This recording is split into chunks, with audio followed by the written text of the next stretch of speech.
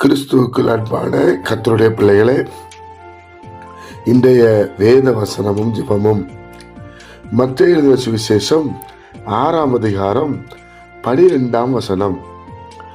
எங்கள் கடனாளிகளுக்கு நாங்கள் மன்னிக்கிறது போல எங்கள் கடன்களை எங்களுக்கு மன்னியும்.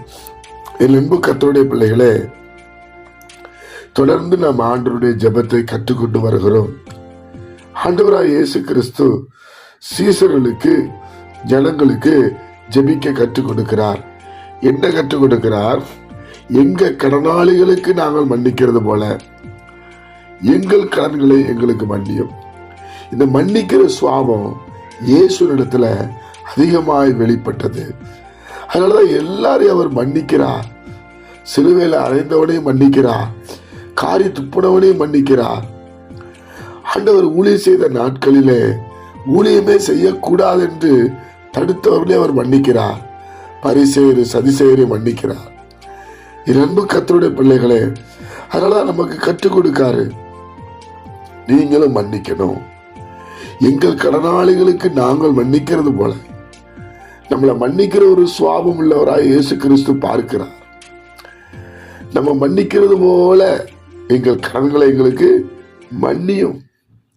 சில நேரத்தில் யாராவது நமக்கு பணம் தரணும், இந்த நாளில் தந்துருவேன்னு சொல்லுவாங்க. ஆனால் நம்ம அந்த நாளில் போய் கேட்டால் அவங்க இல்லை, இன்னைக்கு இல்லை, நாளைக்கு தரேன்னு சொல்லுவாங்க. நம்ம உடனே சரி சரி நாளைக்கு வாரேன்னு தான் சொல்லுவோம். ஒரு மன்னிப்பு இருக்கிறது. அதே போல இயேசு கிறிஸ்து பிதா கிட்ட எப்படி ஜெபிக்க வேண்டும் என்பதை அவர் சொல்லிக் கொடுக்கிறதை நாம் பார்க்க முடிகிறது. என் அன்பு கர்த்தருடைய பிள்ளைகளே, மன்னிக்கிற சுவாபம் இயேசு கிறிஸ்துடைய சுவாபம். இது கட்டாயம் ஒவ்வொரு மனிதனுக்கு அந்த சுவாபம் வேண்டும். இயேசு கிறிஸ்துவை போல நம்ம மாறுகிற சுவாபம் நமக்கு வேண்டும். அப்படிப்பட்ட சுவாபம் இருந்தா நாம தேவனுடைய பிள்ளைகளாய் மாறிவிடுவோம். கர்த்தரோடு பரலோக ராஜ்யத்துக்கு போய்விடுவோம். அதுதான் வேதம் சொல்லுகிறது. எங்கள் கடனாளிகளுக்கு நாங்கள் மன்னிக்கிறது போல. ஒரு விசுவாசமாவே சொல்றார், நாங்க மன்னிக்கிறது போல எங்க கடன்களை மன்னிங்கப்பா என்று சொல்லுகிறார். ஜெபிப்போமா?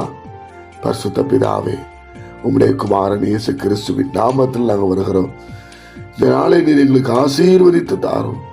உம்முடைய சமாதானத்தினாலும் சந்தோஷத்தினாலும் மன நிறைவுனாலும் எங்களை நடத்தும்படி ஜெபிக்கிறோம்.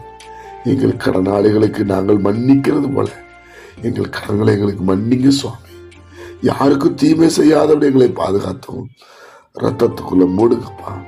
இயேசு கிறிஸ்துவின் மூலம் ஜெபிக்கிற நல்ல பிதாவே, ஆமென்.